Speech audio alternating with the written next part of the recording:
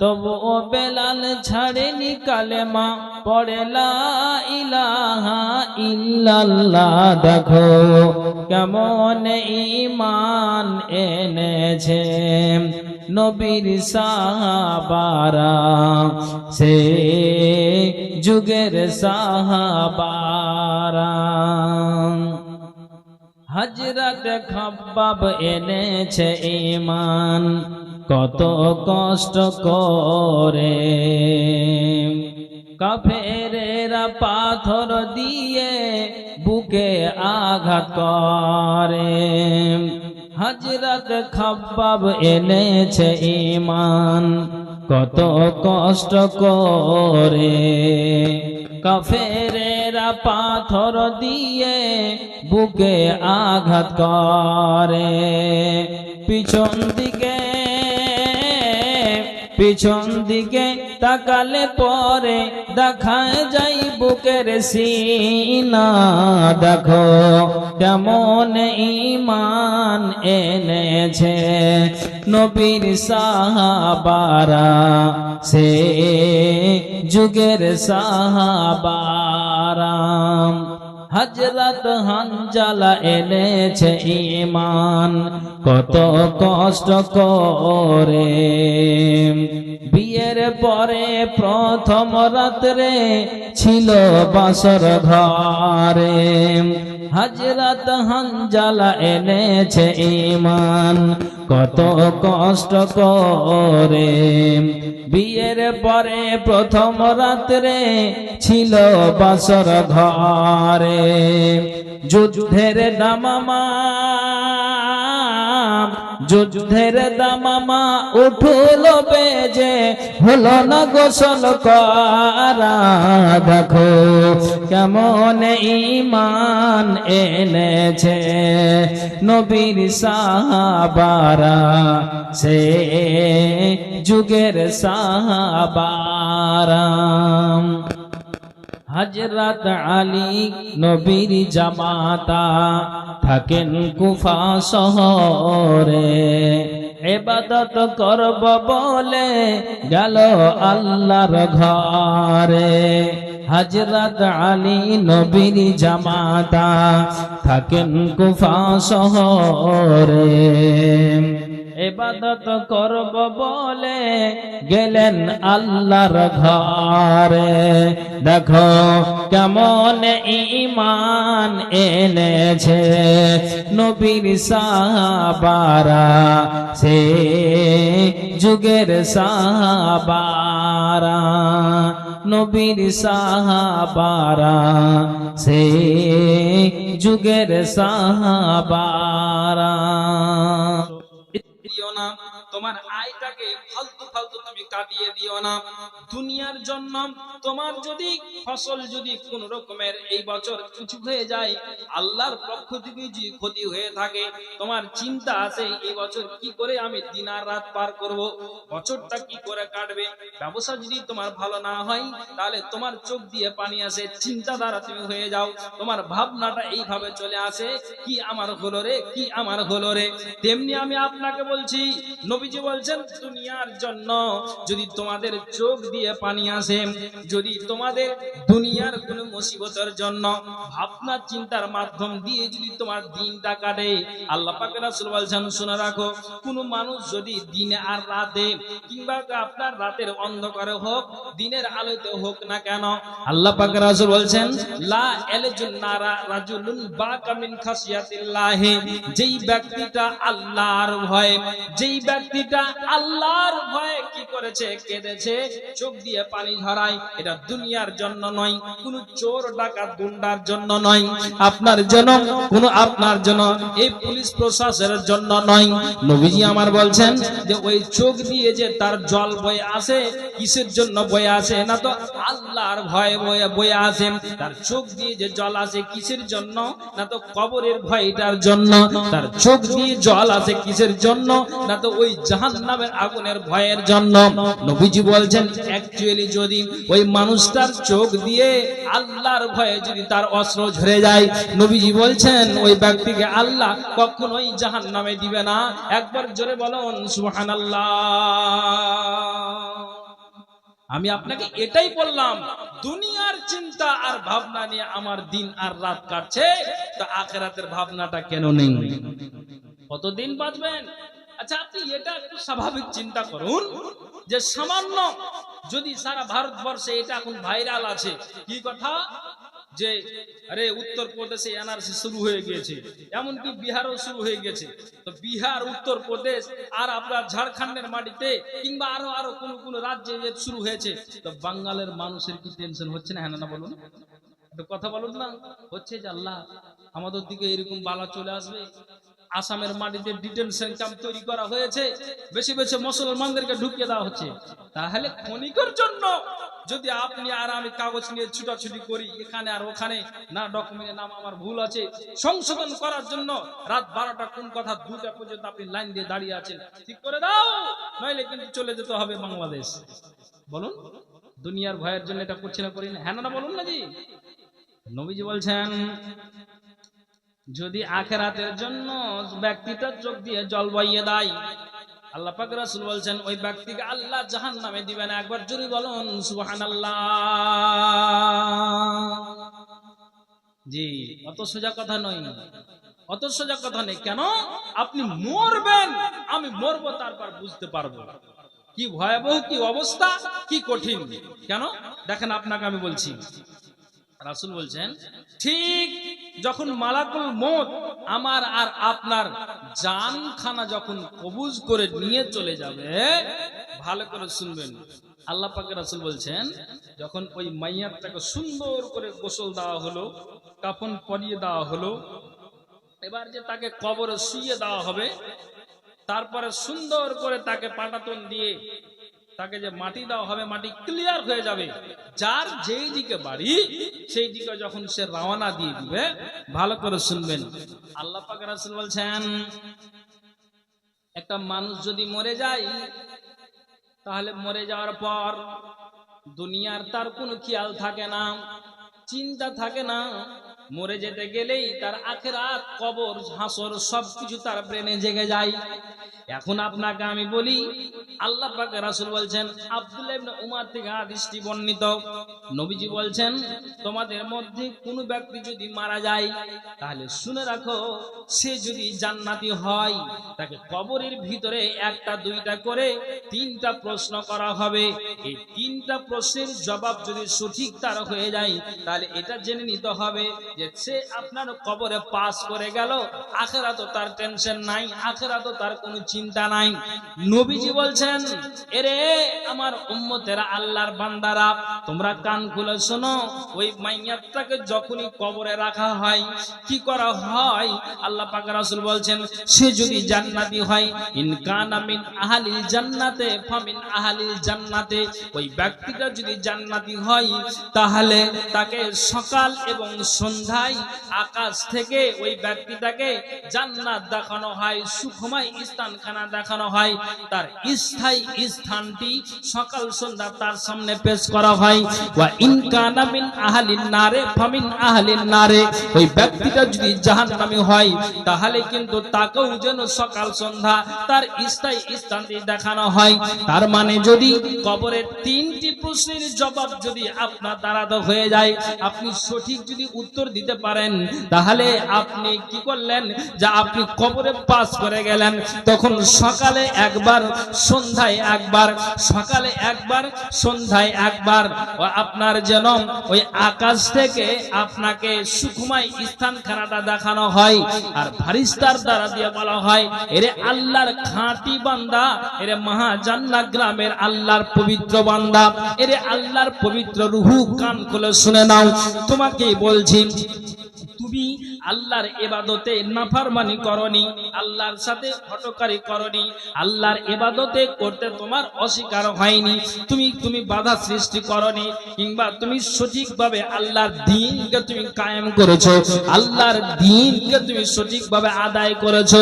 তো শুনে নাও, এই যে তোমার এইরকম কাজ করার বিনিময়ে আল্লাহ তাআলা এই কিয়ামতের দিনে তোমাকে এই সুখময় স্থানখানাতে পাঠাবেন। নবীজি বলছেন, ওই জান্নাতি ব্যক্তিকে সকাল সন্ধ্যা আপনার জান্নাত দেখানোর পরে তার যেন আনন্দটা আরো দ্বিগুণ বেড়ে যায়। আর যারা ওই কবরের শাস্তি পেতে থাকে তাকে সকালে একবার জাহান্নাম খানা দেখানো হয়, আবার সন্ধ্যাতে তাকে জাহান্নাম খানা দেখানো হয়, আর বলা হয় এরে পাপিষ্টি আল্লাহর বান্দা, এরে পাপিষ্টি আল্লাহর রূহু, কিয়ামতের দিন তোমাকে এই জায়গাতেই তোমাকে ভরে দেওয়া হবে। কাজেই তোমাকে সকাল সন্ধ্যা তোমার স্থানটা দেখানো হচ্ছে। নবীজি বলছেন যখন ওই জাহান্নামীদেরকে, ওই কবরবাসী পাপী মানুষদেরকে যখন ওই জাহান্নাম খানা দেখানো হবে, তখন যেন তার আত্মা আরো যেন আপনার দ্বিগুণ আতঙ্কিত হয়ে যাবে।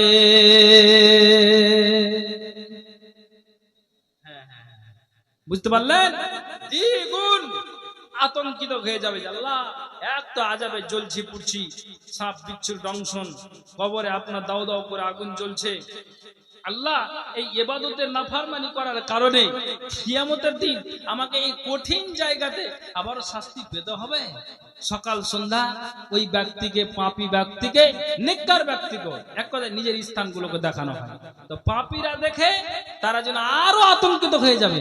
আল্লাহ কি করেছে দুনিয়ার বুকে, সেদিন মাথা ঠুকে মরলো আপনার আর আমার, সেদিন কোনো আর রিহাই নাই, সেদিন কোনো আর রিহাই থাকবে না। ভাইজান অতএব ভাবতে হবে, চিন্তা করতে হবে যে আমরা কোন জায়গাতে দাঁড়িয়ে আছি, কোন প্ল্যাটফর্মে দাঁড়িয়ে আছি। বন্ধু আমার ভালো করে শুনুন, কয়েকটা হাদিস আপনাকে আমি বলছি। বলছিলাম নাকি আমাদের মহাজান্না ঠাকুরপাড়ার যেটি তালিবুল ইলম বাহির থেকে এসছে, তারাকে স্টেজে দেখতে পাচ্ছে না। ওরা কোথায় ঘুরছে, দোকান পাশারে না রাস্তাতে? ওরাকে রাখা হয়েছে এখানে যেন 24 ঘন্টা ওরা থাকে। ওরাকে কেন দেখতে পাচ্ছে না? তোমরা চলে এসো স্টেজে, ওস্তাজিরা সব চলে এসো এখানে। একটা এই যে বাইক যারা রাখছেন তারা লক্ষ্য রাখেন যে বাইকে নাকি ব্যাটারি খোলা হয়ে গেছে এখন পর্যন্ত। তো একটু চেষ্টাটা করে কমিটি যারা আছে তারা একটু ঘুরে দেখো, চেষ্টা করে যে কেন এরকম ভাবে অন্যায় করতে মানে ভিড়ে গেছে।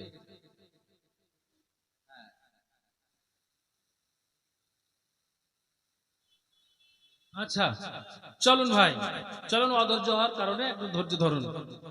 ভাইজান আমি আপনাকে যে বয়ানটা দিচ্ছি, কথা হলো যে আমাদেরকে আখিরাতের পুঁজি বানাতে হবে, তৈরি করতে হবে। এখনো আল্লাহ আমাকে আপনাকে সময় দিয়ে রেখেছে। এই সময়ে যদি আমি আল্লাহর ভবিষ্যৎ জীবনটাকে আমি উজ্জ্বল করার জন্য আমি যদি প্রস্তুতি এখন না নিই, সেই দিন আমার আপনার কোনো রিহাই থাকবে না, কোনো গতি থাকবে না। কেন? আপনাকে আমি যেটা বলতে চেয়েছিলাম যে আল্লাহ পাক রাসূল আদি ইবনে হাতিম থেকে হাদিসটি বর্ণিত, রাসূল সাল্লাল্লাহু আলাইহি ওয়াসাল্লাম তিনি বলছেন যে শুনে রাখো, নবীজি বলছেন মা মিনকুম মিন আহাদিন ইল্লা সায়ুকাল্লিমুহু রাব্বুহু লাইসা বাইনাহু ওয়া বাইনাহু তারজুমানুন।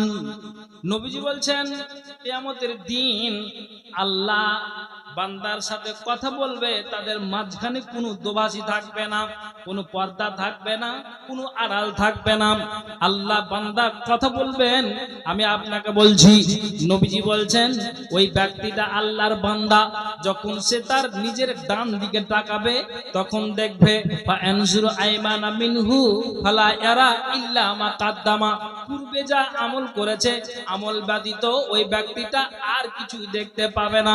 নবীজি বলছেন আবার যখন ওই ব্যক্তিটা বাম দিকে তাকাবে ফায়ানজুরু আসআমা মিনহু ফালা ইয়ারা ইল্লা মা কাদ্দামা।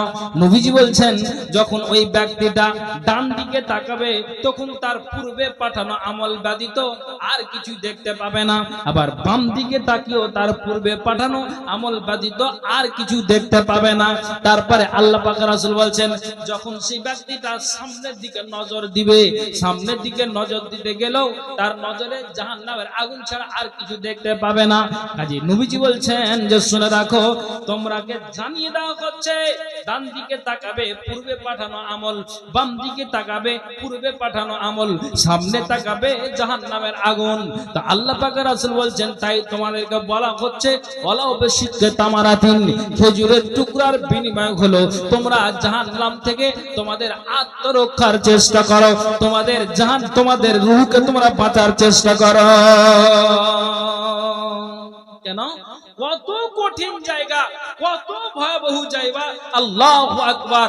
আমি আপনাকে বলতে চাইছি কত কঠিন জায়গা, একটু শুনে নেন। আবু হুরায়রা থেকে হাদিসটি বর্ণিত, রাসূল সাল্লাল্লাহু আলাইহি সাল্লাম বলছেন, উনি বলছেন মা রাসূলুল্লাহি সাল্লাল্লাহু আলাইহি ওয়াসাল্লাম, আমরা একদিন নবীজির সাথে ছিলাম।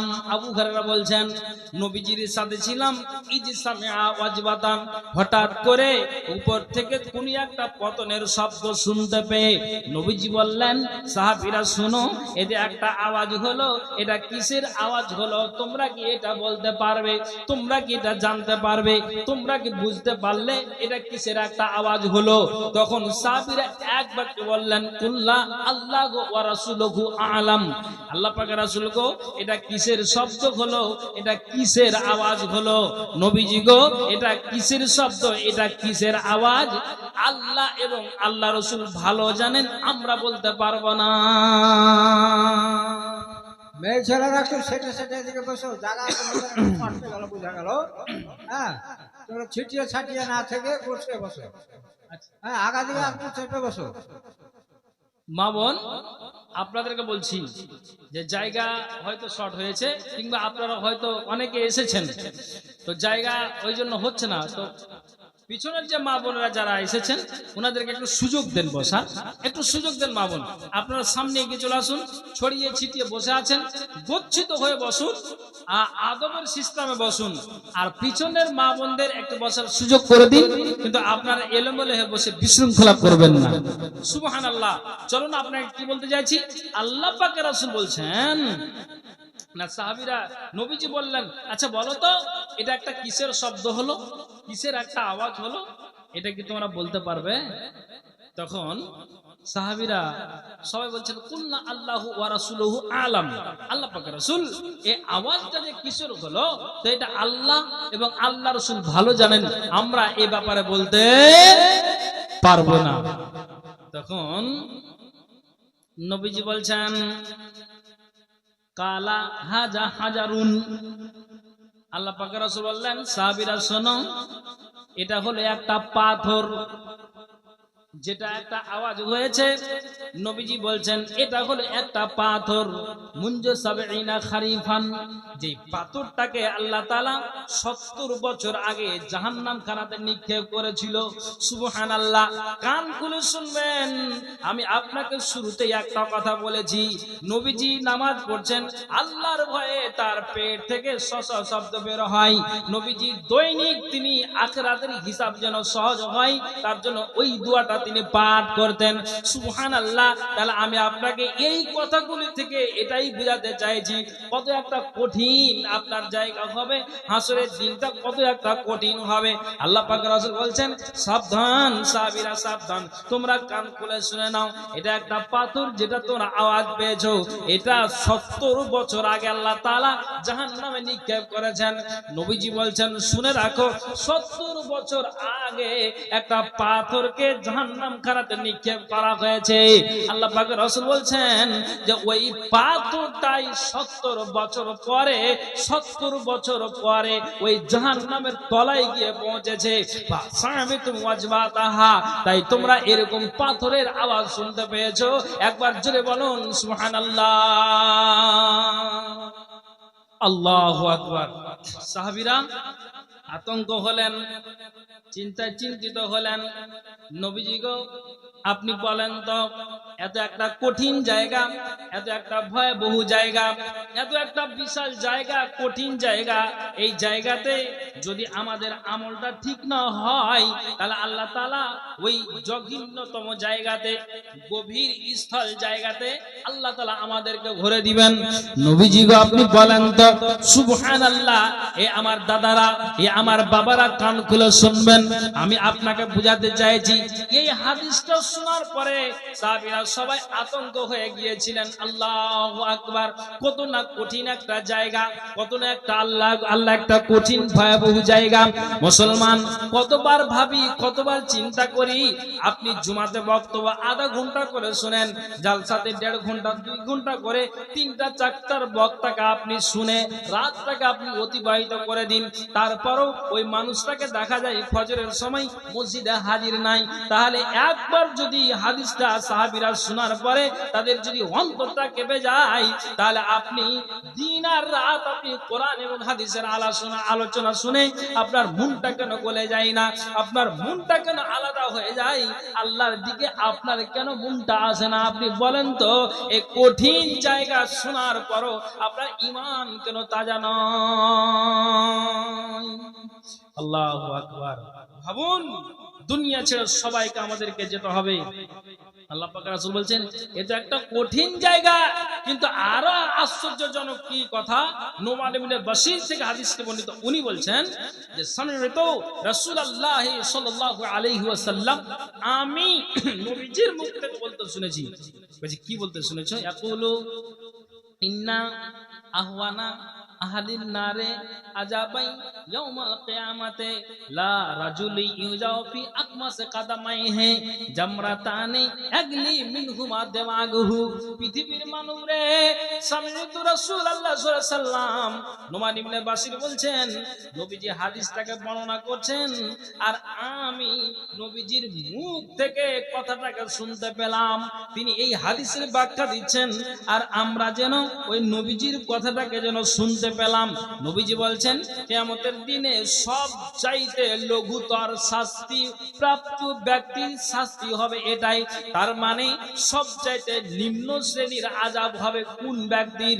নবীজি বলছেন, ওই ব্যক্তিটাকে যেন আগুনের 2টো জুতো পরিয়ে দেওয়া হবে, আগুনের 2টো আঙ্গার পরিয়ে দেওয়া হবে। নবীজি বলছেন, যখনই ওই দুটো জুতো তার পায়ে পরিয়ে দেওয়া হবে, পরানোর পর থেকে নিয়েই তার মাথার মগজ যেন টকবক টকবক করে ফুটবে।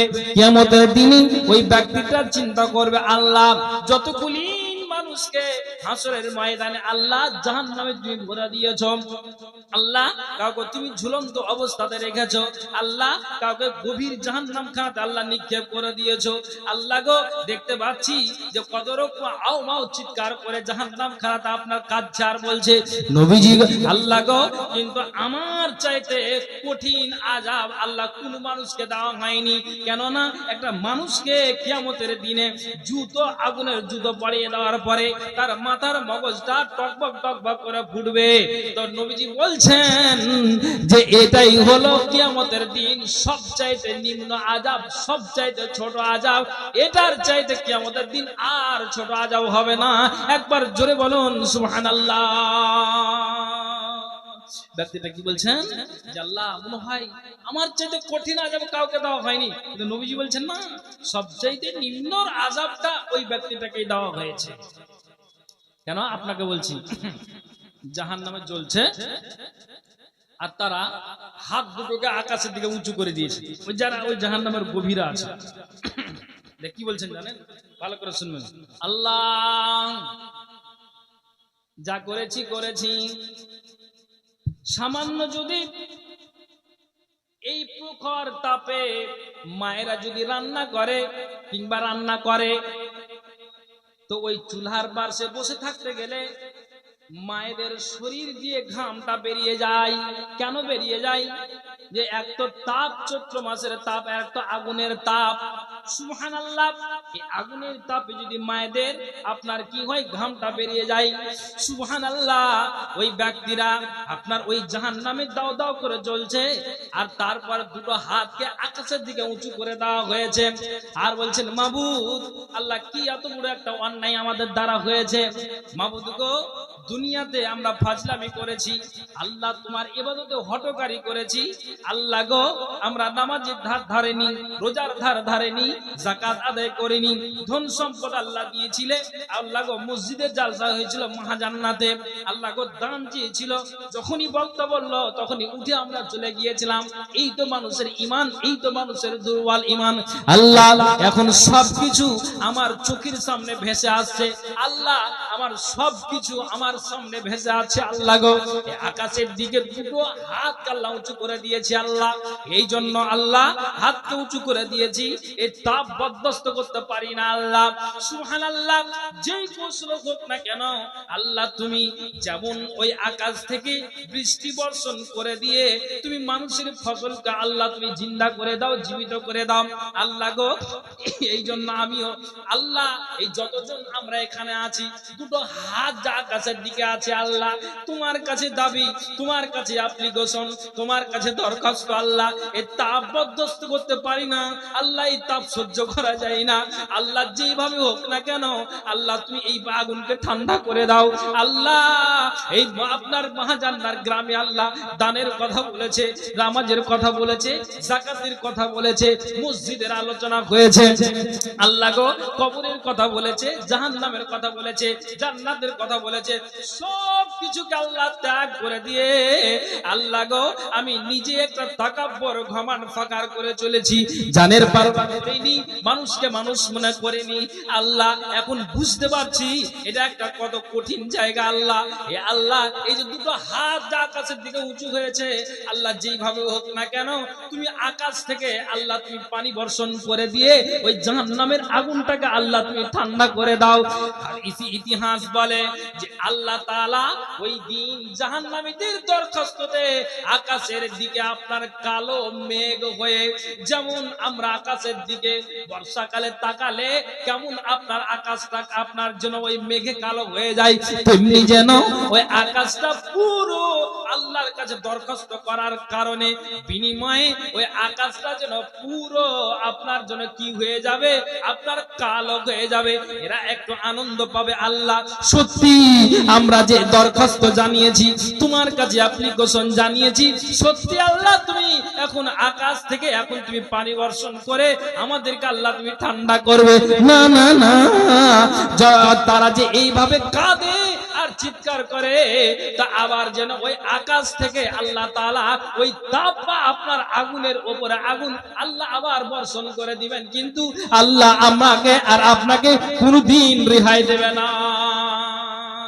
মানুষ যদি দেখতো কারো কবরের আযাব, নিজে তখন মিলাইতো তার জীবনের হিসাব। মানুষ যদি দেখতো কারো কবরের আযাব, নিজে তখন মিলাইতো তার জীবনের হিসাব। কেউ খারাপ পথে যেত না, হারাম কামাই খেত না, ইবাদতে মাথা ঠুকে আল্লাহর ভয়ে কাঁদতো নিরন্তর। মরার পরে বুঝবে মানুষ কবর কত ভয়ঙ্কর, মরার পরে বুঝবে মানুষ কবর কত ভয়ঙ্কর। মানুষ যদি দেখতো কারো কবরের আযাব, নিজে তখন মিলাইতো তার জীবনের হিসাব।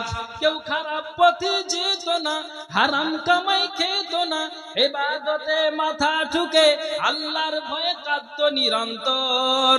মরার পরে বুঝবে মানুষ কবর কত ভয়ঙ্কর, মরার পরে বুঝবে মানুষ কবর কত ভয়ঙ্কর। কল্পনাতে দেখতো যদি শেষ বিচারের দিন, কাউরির কাছে হইতো না কেউ এক বিন্দু ঋণ। পুলসে রাতের কঠিন সময় দেখতো যদি আরো, আল্লাহ ছাড়া উপাসনা করতো না আর কারো। কেউ খারাপ পথে যেত না, হারাম কামাই খেত না, ইবাদতে মাথা ঠুকে আল্লাহর ভয়ে কাঁদতো নিরন্তর। মরার পরে বুঝবে মানুষ কবর কত ভয়ঙ্কর, মরার পরে বুঝবে মানুষ কবর কত ভয়ঙ্কর। ভাই একবার বলেন তো সুবহানাল্লাহ বিহামদিহি সুবহানাল্লাহিল আযীম। পৃথিবীর মানুষ এখন টের পাচ্ছি না, পাবেন যেদিন চলে যাব সেদিন আপনি টের পাবেন, সেদিন বুঝতে পারবেন। এখন আমি বুঝতে পারবো না, এখন জানতে পারবো না। ভাইজান একটা হাদিস এক ভাই, আচ্ছা আপনাদেরকে একটা কথা বলছি, এখানে যতজন বসে আছেন, জি মানে বারবার একটা ওয়ার্নিং হচ্ছে, ঠিক আছে যেহেতু উন্নতি কল্পে জালসা, একটা কথা বলবো, একটা হাদিস বলবো, তারপরে আমি উদ্দেশ্যের দিকে যাবো। আচ্ছা এটা আপনারা একটা আমাকে আপনারা একটা আদেশ দেন যে আমি হাদিসটাকে বলবো আপনাদের সামনে, একটু বলেন, সবাই বলেন, সবাই বলেন, হাত উঠান তো কারা কারা শুনবেন। মাশাআল্লাহ। আর দানের কথা বললে ইনশাআল্লাহ উঠে পালাবো না, বলেন ইনশাআল্লাহ। দিবেন না দিবেন বসে থাকবেন, যাবো না, বলেন ইনশাআল্লাহ। ইনশাআল্লাহ।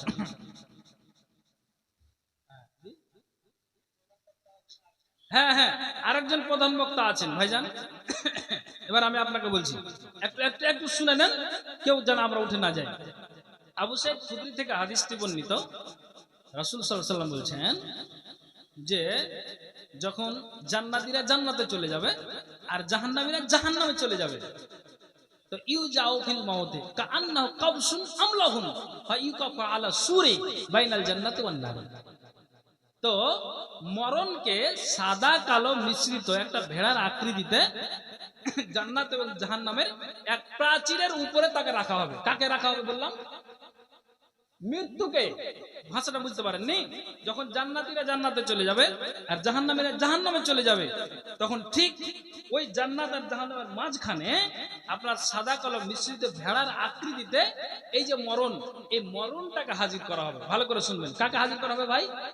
কথা বলুন, এতক্ষণ বলাইনি মরণটাকে। তো মরণকে যে হাজির করা হবে, তখন ওখানে বলা হয়েছে যে জান্নাতীরা, এই জান্নাতের অধিবাসী, আচ্ছা তোমরা কি একে চিনতে পারছো?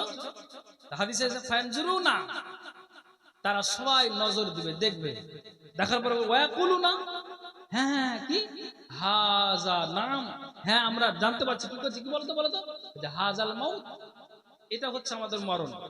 আচ্ছা এটা মরণ। আবার জাহান্নামীকে বলা হবে, জাহান্নামী আচ্ছা বলো তো এটা কি? বলছে তারাও মাথা উঁচু করে দেখবে আর বলবে যে হ্যাঁ দেখতে পাচ্ছি, কি হাজাল মাউত, এটা মরণ। এবার আপনাকে কি বলি, যখন কিয়ামতের দিন হিসাবটা ক্লিয়ার হয়ে গেল, যদি আপনার সঠিক আমল হয়, ডান হাতে আমলনামা আসবে, জান্নাতে চলে যান, সুখময় স্থানখানায় বাস করেন।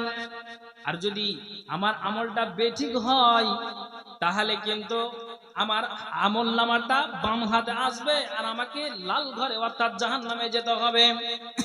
ঠিক যখন পৃথিবীর হিসাব মানুষের আল্লাহ ক্লিয়ার করবেন, তারপরে ওই মরণটাকে ওই জান্নাত জাহান্নামের মাঝখানে হাজির করা হবে। আর আল্লাহ রাসূল সাল্লাল্লাহু আলাইহি ওয়াসাল্লাম হাদিসে বলেছেন যে যখন হাজির করানো হলো, জান্নাতীদেরকে জিজ্ঞেস করবে, জাহান্নামীদেরকে জিজ্ঞেস করবে, তারা উভয়ই তারা চিনবে, জানবে, বলবে যে হ্যাঁ এটা হলো মরণ। এবার তখন ওই মরণটাকে সেই দিন শুইয়ে দিয়ে, যেমন খাসিকে জবাই করা হয়, মুরগিকে ধরে জবাই করা হয়, যেমন গরু আর মহিষকে জবাই করা হয়, তেমনি যেন ওই মরণটাকে শুইয়ে দেওয়া হবে। আর শুইয়ে দিয়ে তাকে যেন তার টুটিতে ছোরা লাগানো হবে, জবাই করে দেওয়া হবে। আর জবাই করে দেওয়ার পরে বলা হবে, এরে জান্নাতের অধিবাসী, তোমাদেরকে জানিয়ে দেওয়া হচ্ছে এখন আজকে মরণকে জবাই করে দেওয়া হলো, তোমাদের আর জান্নাতে কোনদিন মরণ হবে না, খুলুদুন বেলা মাউতিন, তোমাদের আর মরণ হবে না, তোমরা চিরস্থায়ী জান্নাতে তোমরা বসবাস করো। আবার ওই জাহান্নামীদেরকে বলা হবে, এরে জাহান্নামীরা, এই যে মরণটাকে জবাই করে দেওয়া হলো, জাহান্নামে তোমরা দাও দাও করে জ্বলছো, ঘুরছো, আল্লাহর ইবাদতটাকে অস্বীকার করার কারণে, তো শুনে রাখো তোমাদের মরণ আর হবে না, তোমরা এই জায়গাটাতে তোমরাই এইভাবে জীবনটাকে কাটাও। হাদিসে এসেছে যে যখন ওই জান্নাতীরা মরণটাকে জবাই করার পরে যখন তাদেরকে এই কথাটা বলা হবে, হাদিসে এসেছে যে ওই জান্নাতি বাসীদের তাদের দ্বিগুণ আনন্দ উল্লাস বেড়ে যাবে, তার আরো যেন আনন্দ তাদের বেড়ে যাবে।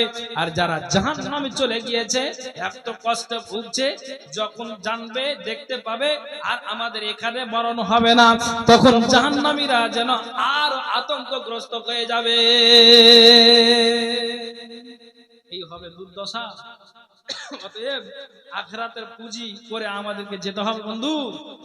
হাদিস কোরআন তো অনেক আছে, অনেক আছে ভাইজান, তো শুধু শুনবেন আর আমি বলবো এটা নয়, আমাকে আর আপনাকে শোনার পরে আমলে পরিণত করতে হবে। আল্লাহ তাআলা যেন আমাদেরকে তৌফিক দিন। সকলে বলে আল্লাহুম্মা আমিন বলুন, আল্লাহুম্মা আমিন, আল্লাহুম্মা আমিন।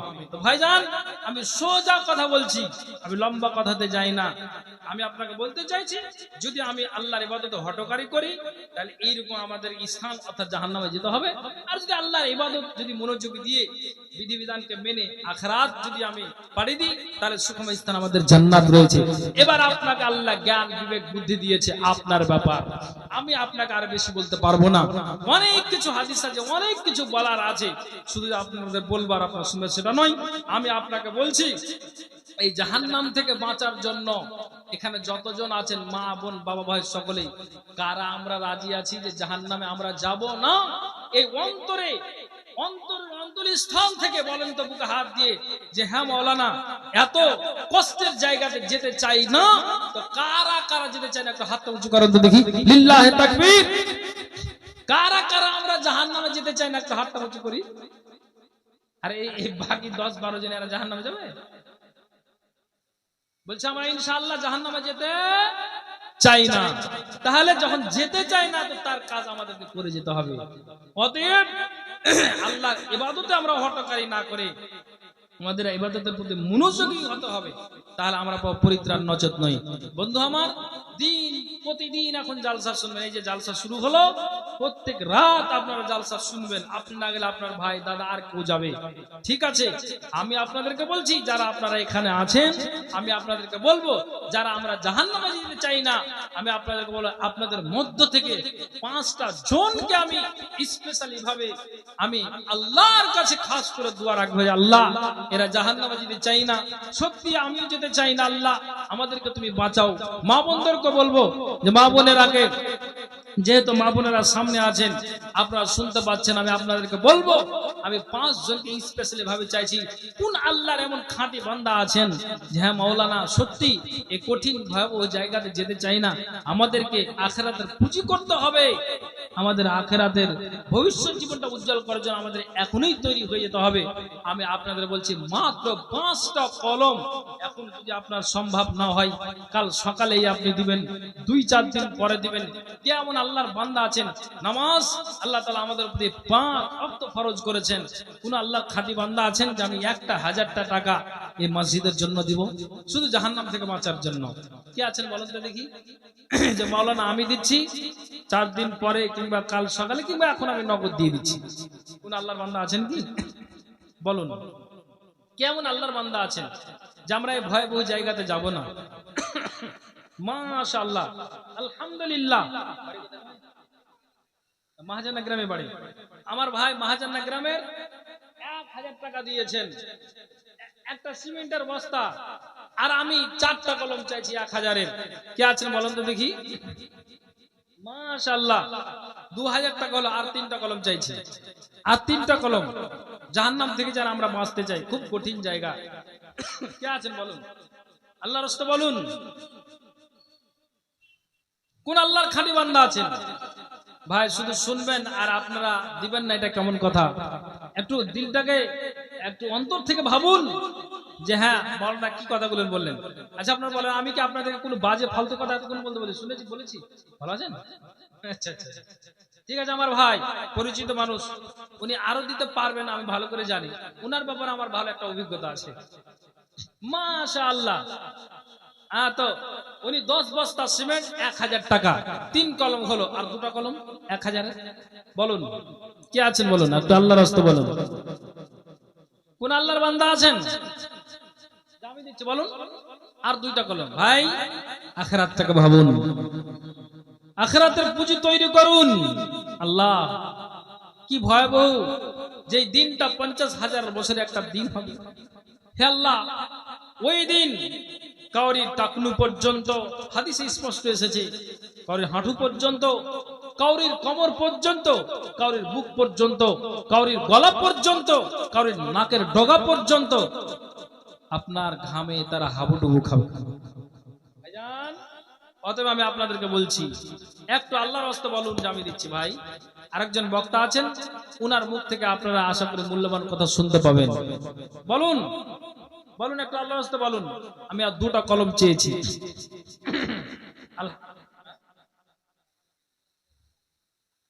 একটু দাঁড়ান, আপনাদের 1000 টাকা। ভাই, আপনার নাম? আবুল কালাম মহাজন না নাকি? আর এটা কে ভাই? আর 500 টাকা দাও না। 1000 টাকাই লিখে দিয়েছি, 15, এটা 500 পাওয়া হয়েছে। গরিব মানুষ নাকি? গরিব গরিব আছে কি বলো না? আচ্ছা আচ্ছা আচ্ছা, 1000 টাকা মানে আপনার নামটা লিখে দেন ওখানে। আচ্ছা, আর 1 কলম বাকি আছে, বলুন আল্লাহর রাস্তায় কে আছেন? কোন আল্লাহর বান্দা আছেন? আর 1000 টাকা দিয়ে জাহান্নাম থেকে আমরা বাঁচতে যাচ্ছি, কোন আল্লাহর বান্দা আছেন? বলুন, আসুন একটু আল্লাহর রাস্তায়। মাশাআল্লাহ, একজন দাদু, উনি 500 টাকা দিয়েছেন। আল্লাহ, এই দানকে আল্লাহ তুমি সাদরে গ্রহণ করো। উনি আবার 200 টাকা, রনঘাট বাড়ি 500 টাকা দিয়েছে। আলহামদুলিল্লাহ। একটা কলম শুধু 1000 চাইছি। আপনারা যদি কেউ বলেন যে না আমি 500 দেবো, ওটাও নিয়ে আসেন, আপনি 500 নিয়ে আসেন, 200 নিয়ে আসেন, কিন্তু আল্লাহর রাস্তা হাজির হন এখানে, দেন, আমরা যেন কেউ জাহান্নামে না যায়। মহিলার কাছে কালেকশনে কারা আছেন একটু জানতে দেখি। মা বোনেরা সুন্নাতি দানগুলো একটু করেন। সুন্নাতি দান বলতে নাকের, কানের, হাতের, পায়ের এই দানগুলো। আমি একটু এগিয়ে যাই, যেহেতু দান নেওয়ার অসুবিধা হচ্ছে। একটু বলুন আল্লাহর রাস্তায়, মা বোন, সুন্নাতি দানগুলো একটু আল্লাহর রাস্তায় দিয়ে পাঠান। আসুন, একটু আল্লাহর রাস্তায় দিয়ে পাঠান। এখানে দেন ভাই, আসুন আমার হাতে আসুন, ওখানে লিখে দেন নামটা ভাই। আচ্ছা, এটাকে ভাই আপনি, আর 50 টাকা হবে না? দেন দেন, 50 টাকা দেন, বাইর করেন। আচ্ছা, তাবজুল হক, আচ্ছা তাবজুল হক, উনি 1000 টাকা দিয়েছেন। আলহামদুলিল্লাহ, মাশাআল্লাহ। থাক, ওটাও থেকে যাবে। আর 50 টাকা 200 টাকা দেন। আচ্ছা, মাশাআল্লাহ। ভাইজান, একটা কথা বলবো, আল্লাহ তাআলা আকাশ, দাদু আর 500 টাকা লিখে দেন, মাওলানা লিখে দেন, নানু লিখেন। 500 টাকা উনি আরো দিবেন, মানে 500 টাকা নগদ, 500 টাকা বাকি। আলহামদুলিল্লাহ। হ্যাঁ ভাই, কি বলছেন আপনি? আপনার মেয়ে মারা গেছে, একটা নাকের ফুল দিয়েছে। আলহামদুলিল্লাহ, একটি নাক ফুল দিয়েছে, মেয়ে মারা গিয়েছে। আচ্ছা, তারপরে আচ্ছা, একটা সুজনি কাঁথা দিয়েছে। আল্লাহ, যতটা ফোঁটা আছে সেই ফোঁটা আল্লাহ তুমি নেকি দিও, প্রত্যেকটা আল্লাহ পরে পরে নেকি দিও। আল্লাহ, আল্লাহ যে উদ্দেশ্য দিয়েছে, মনের বাসনা উদ্দেশ্য আল্লাহ তুমি পূরণ করো। মা বোন, আপনার দানগুলো দিয়ে পাঠান। আসুন একটু আল্লাহর রাস্তায় আসুন, মেহরবানি করে আসুন। ভাই, আল্লাহ তাআলা আকাশ আর জমিনকে 6 দিনে সৃষ্টি করেছেন। 5 ওয়াক্ত নামাজ আপনারা 5 জন দিলেন। আমি আর একটা কলমে 1000 চাইছি, যেহেতু আল্লাহ তাআলা আকাশ কে দিলে, কে দিলে ভাই? তুমি দাদির নামে তো। আর 300 টাকা 500 করো না ভাই, লিখে দাও, পরে দিন, লিখে দাও। 500 টাকা লিখে দাও, 200 টাকা থাকে, 300 টাকা। আচ্ছা, উনি দাদির নামে 200 টাকা দিয়েছে। আল্লাহ, দানকে আল্লাহ তুমি সাদরে গ্রহণ করো। যে আশা দান দিয়েছে, মনের বাসনা উদ্দেশ্য আল্লাহ তুমি পূরণ করো। আমিন সুম্মা আমিন, বিরহমাতিকা ইয়া আরহামার রাহিমিন।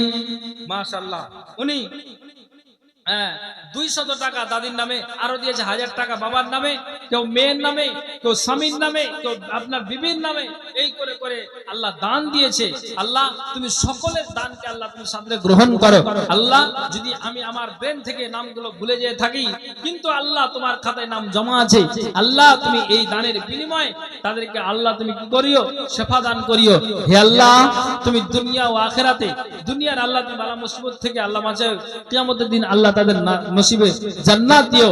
আমিন সুম্মা আমিন বিরহমাতিকা ইয়া আর রাহমার রাহিমিন। আসুন ভাই আল্লাহর রাস্তে মাসুদুল আলম 200 টাকা একজন আল্লাহর রাস্তে দিয়েছে। ভাই সিমেন্ট গুলো এক বস্তা করে একটু লিখান, মসজিদের কাজ বাকি আছে। 1-2 বস্তা করে সিমেন্ট কি কেউ পারবেন বলেন তো একটু আল্লাহর রাস্তে? এক বস্তা সিমেন্ট কোন আল্লাহর বান্দা বলুন, আল্লাহর রাস্তে বলুন, আল্লাহর রাস্তে বলুন যে 1 বস্তা সিমেন্ট আমি দিচ্ছি। কোন আল্লাহর বান্দা আছেন? 1 বস্তা সিমেন্ট একটু মেহেরবানি করে বলুন,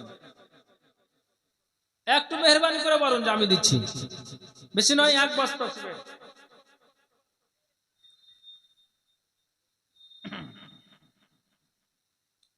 একটা বস্তা সিমেন্ট 200-500 করে টাকা। এই যে 1 বস্তা সিমেন্ট, ওই যে 1 বস্তা সিমেন্ট একটু নামটা বলবেন ভাই, ইনার জোড়াটা হয়ে যান। আল্লাহ বলছেন ওয়া খালাকনাকুম আজওয়াজা, প্রত্যেক জিনিস জোড়া জোড়া। অতএব ইনি দিয়েছেন 1 বস্তা। আর কেউ আল্লাহর বান্দা একজন আল্লাহর বান্দা কে আছেন বলুন যে আমি দিচ্ছি। তো এই নামগুলো একটু এখানে আসলে ভালো হয়, মানে না আমি তো নাম জানছি না ভাই। আর আরেকজনের যে হাত উঁচু করেছেন,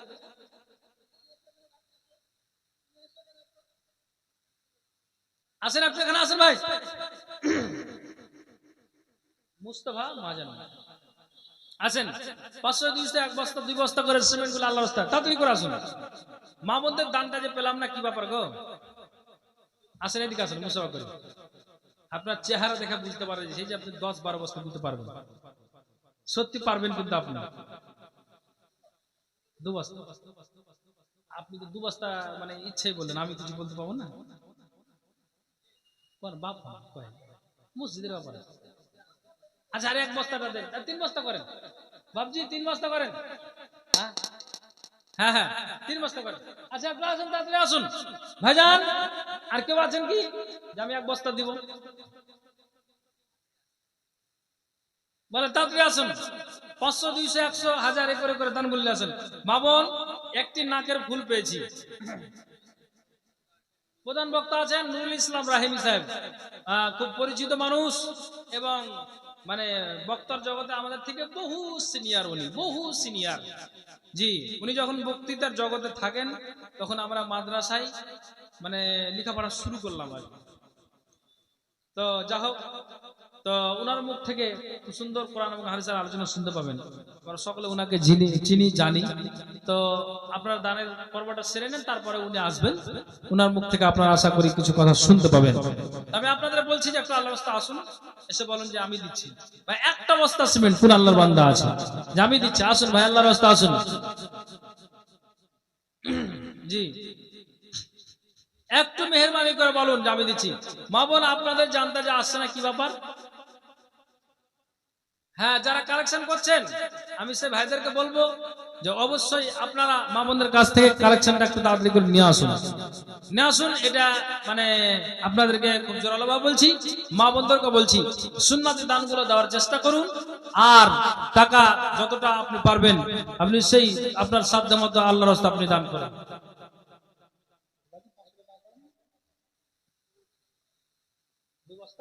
আচ্ছা করে দেন আল্লাহ। বাবজি আল্লাহ গো, 2 বস্তা সিমেন্ট আল্লাহ 200 টাকার দান দিয়েছে। আল্লাহ তুমি দানকে সাথে গ্রহণ করো।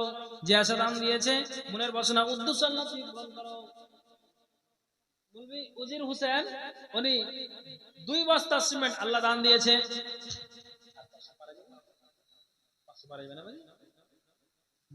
আলহামদুলিল্লাহ 1000 টাকা মাশাআল্লাহ।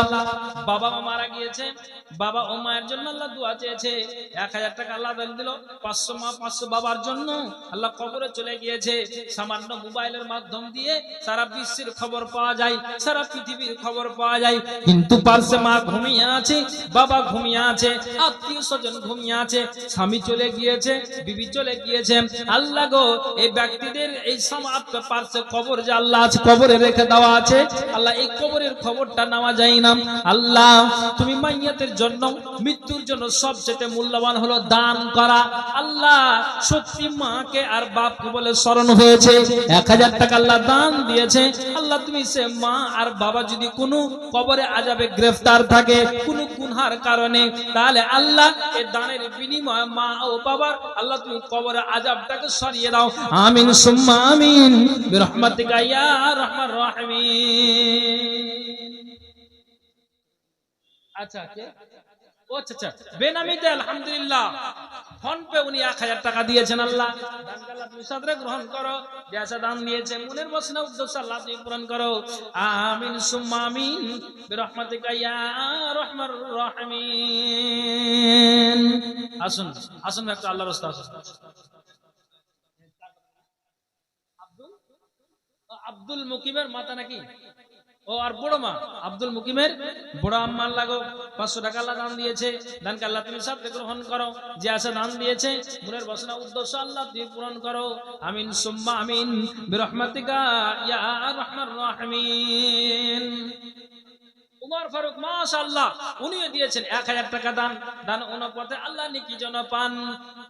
বুড়ো হয়ে গেল তবু সাদ এর মনে, আহা এ দুনিয়া না ছাড়িল কুঞ্জনে। বুড়ো হয়ে গেল তবু সাদ এর মনে, আহা এ দুনিয়া না ছাড়িল কুঞ্জনে। গেল আদম গেল হাওয়া গেল নবী শীষ, নূহ মুসা গেল আর নবী ইদ্রিস। এরা যদি না হয়ে রইল মরণের নিস্তার, তবে তুমি করো কেন ও দাবি বারবার? বহু কেউ দাবি করেছিল হে ভুবনে, আহা এ দুনিয়া না ছাড়িল কুঞ্জনে। জি আসুন একটু আল্লাহর রাস্তা আসুন ভাইজান। 500 200 1000 2000 করে একটু আল্লাহর রাস্তায় মা বোন আপনাদেরকেও বলছি এই সুন্নাতি দানগুলো আমি আপনাদের বলছি আল্লাহর রাস্তায়, নিজের ছেলে মেয়েদের জন্য, স্বামীর জন্য, মা বাবার জন্য, আত্মীয় স্বজনের জন্য একটু আল্লাহর রাস্তায় আপনারা দানটা দিবেন। ইনশাআল্লাহ আল্লাহ তাআলা আপনার এই দানকে কবুল করবেন। ভাইজান যারা আপনারা সামনে বসে আছেন আমি আপনাদের বলছি যে বেশি নয় একটা বস্তা করে যদি সিমেন্ট আল্লাহর রাস্তায় আপনারা দিতে পারেন ইনশাআল্লাহ আল্লাহ তাআলা এই দানকে আপনার কবুল করবেন। ভাইজান সঙ্গে কিছু যাবে না। আনোয়ার তুমি বক্তাটা নিয়ে এসো, যারা বাদ দাও ওরা কালেকশন করতে, তুমি বক্তা নিয়ে এসো। মাসুরুল আনোয়ার বক্তা নিয়ে এসো। আচ্ছা বক্তা চলে আসছে ভাই, কয়েকটা মিনিট একটু অপেক্ষা করুন। প্রায় 10:30 বেজে গেল। আর সব জায়গাতে শুধু এখানে নয়, ওই 12টা 12:30 মানে বাজে জালসা সমাপ্ত হয়ে যায়। আর এটাও ঠিক আছে এক হিসাবে, এটাও ঠিক আছে। মানুষের মানে জালসাও শোনা হলো, কোরআন হাদিসের আলোচনা শোনা হলো, আবার নিজের শরীরকে আরাম দেওয়াও হলো। আর যদি সারা রাত জেগে আমরা জালসা শুনি, বা এখনো পর্যন্ত অনেক জায়গাতে সারা রাত ঝাড়খণ্ড বিহারের দিকে যাই, তো ওদের দিকে জালসা বুঝলেন ফজরের পরে একটা বক্তাকে উঠাবে 8টা 7টা 8টা করে একটা জালসাতে বক্তা নেই, সারা রাত জালসা চলে। যে আপনারা এইভাবে যে মানে এখন যেরকম বসে আছেন এইরকম রাত্রি 10টাতে তারা ফজরের সময় দেখবেন এরকমই বসে আছে। মানে কমেছে, কিন্তু এখন যতটা এই রাত হিসাবে আপনার গভীর রাত হিসাবে এতটাই তারা বসে থাকে, শুনে সারা রাত পার করে দেয়। মাশাআল্লাহ দিয়ার দাসে এখন পর্যন্ত থাকে। এই যে দেখেন সারা রাত জালসা হয়। তো ভাইজান জাগে কথা হলো ভাই আমরা হাজারো শুনি, আমরা বলি, কিন্তু আমাদের মেন কথা হলো যে আমাদের আমল করতে হবে ভাই, নইলে কিন্তু আমাদের কোনো গতি নেই। বন্ধু আমি আপনাদের বলছি ভাইজান, শেষ মুহূর্তে আমি আপনাদেরকে বলছি একটা কলম আল্লাহর ওয়াস্তে কোন আল্লাহর বান্দা আছেন, বেশি নয়, বদরের প্রান্তে 3টা পালুহান নেমেছিল, আলী, হামজা আর উবাইদা বিন হারিস। এই 3টা পালুহান নেমেছিল জিহাদের ময়দানে দ্বীনকে রক্ষা করার জন্য, ইসলামকে বাঁচানোর জন্য। কেউ কে আছেন যে একটা বস্তা সিমেন্ট ওই পালুহান আলী, হামজা, উবাইদা বিন হারিস কোন একজন আল্লাহর বান্দা আছেন? আমি এক বস্তা দিচ্ছি। 3 পালুহান, 3 শহীদ, তারা আল্লাহর জান্নাতে যাবে। শহীদের মর্যাদা আল্লাহ তাআলা কোরআন এবং হাদিসে দিয়ে রেখেছেন, তাদের মর্যাদাটাই কতটা। জি এদের মর্যাদাই আলাদা, স্পেশালি এদের আপনার যেন সম্মান। কাজে আমি আপনাদেরকে বলছি, একটা কলম কোন আল্লাহর বান্দা, আমি তিনজনকে চাইছি আপনার এখন এর ভিতরে তিনজনের ভিতরে কোন একজন সর্বপ্রথম বলুন এক বস্তা সিমেন্ট আমি দিচ্ছি, কিংবা আমি 500 কিংবা 200 টাকা আমি আল্লাহর ওয়াস্তে আমি দিচ্ছি।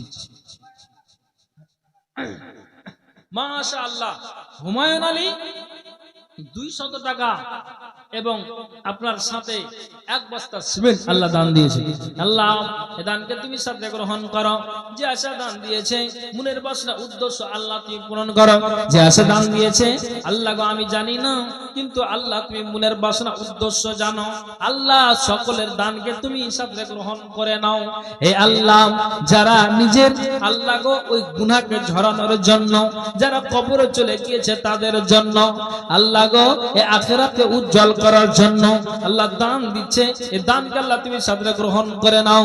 আল্লাহ যদি তুমি আমাদের ইবাদতকে কবুল না করো, কিয়ামতের দিন আমরা হয়রান পেরেশান হয়ে যাব। কাজেই আল্লাহ তুমি আমাদের দানকে, তুমি আমাদের ইবাদতকে, তুমি আমাদের সালাতকে, তুমি আমাদের এক কথায় আল্লাহ তোমার ইবাদতকে কবুল করো। যদি আল্লাহ তুমি না করো তাহলে কিয়ামতের দিন আমাদের কোনো রেহাই থাকবে না। আল্লাহ সকলের দানকে আল্লাহ তুমি সাথে গ্রহণ করো। কাজেই মা বোন আপনাদেরকে বলছি যে আল্লাহর ওয়াস্তে মেহেরবানি করে একটা আসুন এসে দিয়ে যান। বাবা ভাই আপনাদেরকে বলছি আল্লাহর ওয়াস্তে মেহেরবানি করে এই 200 500 100 আপনার যেন এই এক বস্তা 2 বস্তা করে সিমেন্ট এই মসজিদের জন্য।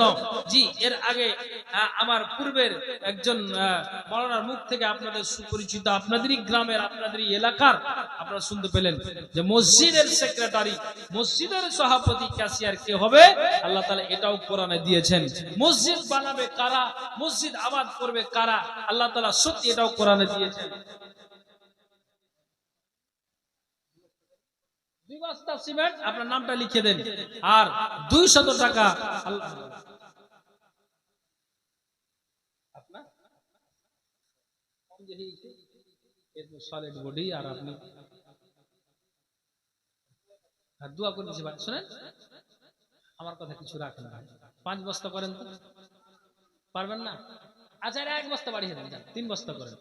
মাশাআল্লাহ 3 বস্তা বাবা মার জন্য। বাবা বেঁচে নেই ভাই? ও বাবা মা কেউ নেই। 3 বস্তা আল্লাহ দান দিয়েছে মা আর বাবার জন্য। মাও কবরে চলে গিয়েছে, বাবাও কবরে চলে গিয়েছে। এই আল্লাহ যদি কোনো আযাবে গ্রেফতার থাকে তাহলে দানের বিনিময়ে আল্লাহ তুমি ওই মায়ের কবরে আযাবটাকে সরিয়ে দাও। এই আল্লাহ, আল্লাহ তুমি বাবার কবরে আযাবটাকে আল্লাহ সরিয়ে দাও যদি কোনো আযাবে গ্রেফতার থাকে আল্লাহ।